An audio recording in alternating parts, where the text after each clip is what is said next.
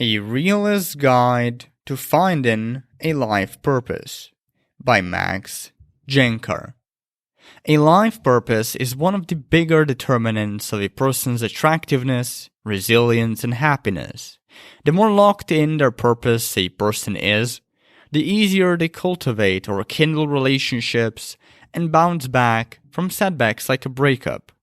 That said, the breakup industry, borrowing from the sappy, grandiose, spiritual side of the self-help industry, brought forward a very crooked and unhealthy view of purpose. A view that does more harm than good and that needs to be addressed. So before digging into the nuts and bolts of finding purpose, let's clarify what purpose actually is and dispel some common myths shrouding the topic. What is a life purpose? Many people inject their purpose with some grand cosmic significance. I never bought into that. I find that this attitude only complicates the simple question of a person's purpose and makes it harder for them to plop their thumb on its pulse. I like to approach the purpose question in a more level-headed and down-to-earth way. For me, a life purpose is something you make up in your head. It's essentially deciding that something is important, be that an activity, idea, a cause or a goal, etc. And then doing it because you feel it's important. It's the answer to the question, what can I do with my time that feels important and meaningful, and hopefully feels important and meaningful to others, and is worth sacrificing and giving a few things up for? Common life purpose myths people fall for. Until now, I've found 3 big purpose myths people tend to fall for. Here they are, along with explanations of why they are untrue and what you should believe instead. Myth number 1, purpose is singular. You can have more than one purpose in your life. You can feel as though you're using your time meaningfully, doing various things. Going to work, raising your kid, cooking dinner with your partner, staying in touch with your friends, caring for your succulents garden. These can all be your purpose. In fact, it's always better for you to diversify your sources of purpose. If you only derive meaning from one thing, once that one thing fails or is taken away, you're going to end up in an existential crisis and feel like your life is meaningless. But if you're able to derive meaning from multiple sources, losing some of them won't spiritually slaughter you. After all, after losing some sources of meaning, you will always be able to fall back on other ones. Myth number 2. Purpose is static. Sometimes you can notice it, sometimes you can't, but purpose is in constant flux. You never just find it and keep it for the rest of your life. What you find meaningful now likely won't be what you find meaningful 10 or 15 years later.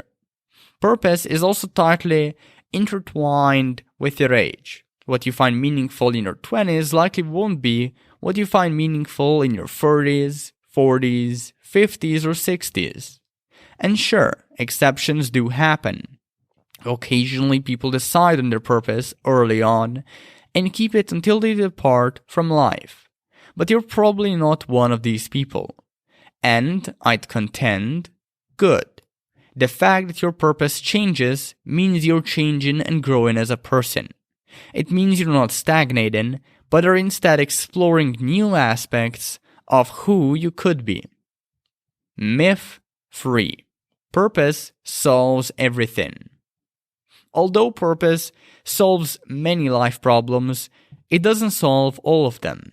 It enhances your resilience toward anxiety and uncertainty, but doesn't eliminate those feelings. It boosts your productivity, but doesn't make you a hyper-focused, undistractable god. It improves your baseline happiness, but doesn't prevent painful experiences from derailing you. A purpose makes you more adept at life's problems, but it doesn't keep these problems at bay any better than if you had no purpose. Purpose is required to lead a happy and fulfilling life, but by itself, it is not enough. How to find your purpose? To find your purpose, you must find an intersection of 3 critical areas. 1. What you enjoy doing. Find a certain passion or hobby. We have all got them. Usually they are right in front of you. You're just too afraid to pursue them, so you choose to ignore them instead. 2. What you're good at. If you think you have no talent for anything, consider the possibility that you're simply not trying enough stuff yet, or are trying the wrong things. Perhaps things other people want you to do. 3. What other people value. This can, but doesn't have to be something people will pay you for. Now, a particular demographic of people will have a more challenging time figuring out their purpose intersection than most. These are codependents, or put colloquially, people who foster a high degree of neediness. And since the majority of my readers fall into this demographic, I feel addressing their struggle is vital. If you're a codependent, you've likely kept doing whatever your parents, friends, partners, or society said you should be doing for a good chunk of your life. As a result, you probably don't know what you're good at. After all, you didn't try much other than what was expected of you. Break out of this slump. Codependent or not, I need you to attempt to find your purpose authentically. Meaning don't rely on other people to tell you what it is. They don't know. You've got to find it for yourself. It will be a long and arduous process, full of obstacles and course corrections, and you probably won't get it right the first time. The reason is twofold. First, you never know how you'll feel about a certain activity until you actually do the activity. Second, like everyone, you likely have a bunch of insecurities that make you avoid or procrastinate on your purpose. To go through the purpose discovery process smoother, A. Try a lot of things, i.e. sign up for programming classes, try camping, go paragliding, join a chess club, learn a new language, get another degree, etc. And B. Embrace embarrassment. Feeling like a fool or an idiot is an inextricable part of the purpose-finding process. The more a certain life decision scares you, the more likely it is you should make it. In his famous commencement speech, Steve Jobs said he would stand in front of the mirror every morning and ask himself, if this was the last day of my life, would I feel good about what I'm doing today? And then he said that if he ever answered this question no, too many days in a row, he knew he would have to change something. This is ultimately the most useful way to keep your life on track once you recognize your purpose. If you were going to die next week or next month, what would you change? Would you do anything differently? Would you shuffle your priorities? Would you alter your perspectives? These are tough and annoying existential questions, but they're the ones you should be asking yourself after identifying your purpose.